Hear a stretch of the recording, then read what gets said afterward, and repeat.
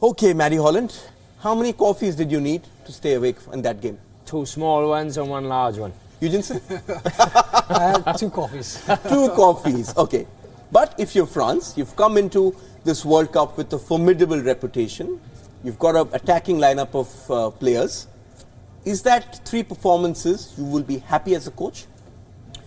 I think Deschamps will certainly take it.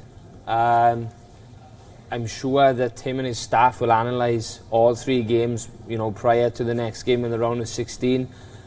Can they change too much? I wouldn't think so. I think it's more about managing the players and getting them to believe in themselves a little bit more. He won't tweak too much because of the stage of the competition.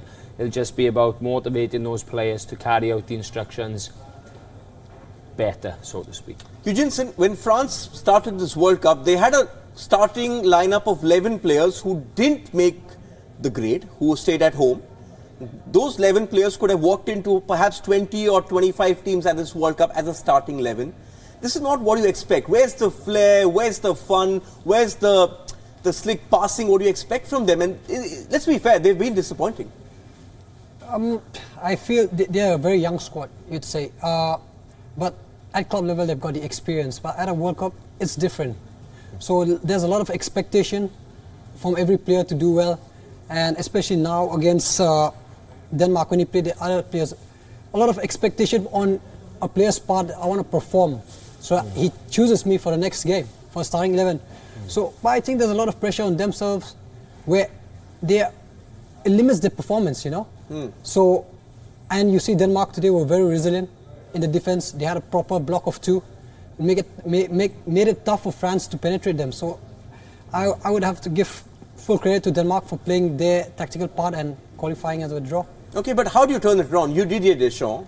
The next round you could get Argentina if they qualify. We'll get to that later on in the show. These kind of performances are not going to work there. No, but insipid. Can I use that word, insipid? Yeah, but I think, you know, with the attacking quality that they've got, they've always got Kante. We've said it before. You know, they never looked too much under threat to concede anyway. But with that quality, you know, they know if they play Argentina, they know they can't sit back in the change room. They know they've got to get out there. They've got to play and combine. They've got to use the strengths of Mbappe and Antoine Griezmann. Otherwise, they'll be going home. Yeah. So I think at that stage, because of what actually it's 1 game, it's not 3, it's 1. It's 1 after that. It's 1, and if you don't perform, you're on the plane. Yeah, it's a shootout. You win, you go ahead. You lose, you go home. Very quickly, Eugenson, for the Danes, target achieved. They haven't been at the second round since 2002, so you could forgive them for playing the way they did. They needed a point, they got it. That's what you want from a group, and being a player myself, for us to qualify for the Asia Cup, you know, so we had all these calculations done. So Denmark would have done that. Coach has said, do this, we stick to this. Don't be too, you know, expressive that you want to do this and break formation and do it, attack when you get a chance. But you could see them the moment they lose the ball, they'd come back to the defensive third, stay compact. That's what they did. And yeah, as a team, I have to give credit to them. Yes, they got those points. They're through to the round of 16. Let's turn our attention to the other match. This is Australia versus Peru. You've got to take your chances. This is the World Cup. You can create chance after chance. You don't take your chances. The other team scores. Bye-bye. Game over. Well, you know, look at Australia. They conceded 5 goals. You know, 3 teams in that group, second, third, and fourth. They all only scored 2 goals, as you saw from the graphic there on the group. But Australia conceded 5. You know, and 2 players that arguably can score goals. One probably later, I would say, to Mikael. You know, at moments, everybody sitting at home and in studios and maybe even people on the bench were saying he's probably going to get us a goal, late on. Didn't.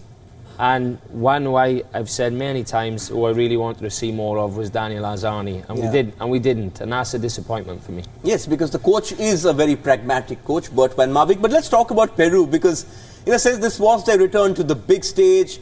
They've played well, let's be fair. They've played well, they haven't got the results, but this is a performance. They go back home with pride and a fairy tale story for Guerrero as well. The captain, he's had to face a lot. And you just wonder what could have happened had Cuevas scored that penalty in that first game and they were 0-0 against Denmark. They were a very exciting team, personally, on my point. Ever since I saw Carrillo play that day, I was mesmerized by his pace. So he'd been a threat, and they were an exciting team to watch, and I'm very glad that they won. I mean, it's like like you say, Morocco didn't get a win. You know, you're feeling sorry for them, but Peru, now you feel happy that they've won. They actually won, that what they've played, the kind of football that they've played. They've actually gone there and got the 3 points. Yes, this is the World Cup. How many teams are heading home? Someone like in Egypt who haven't won a match. Well, Peru can celebrate.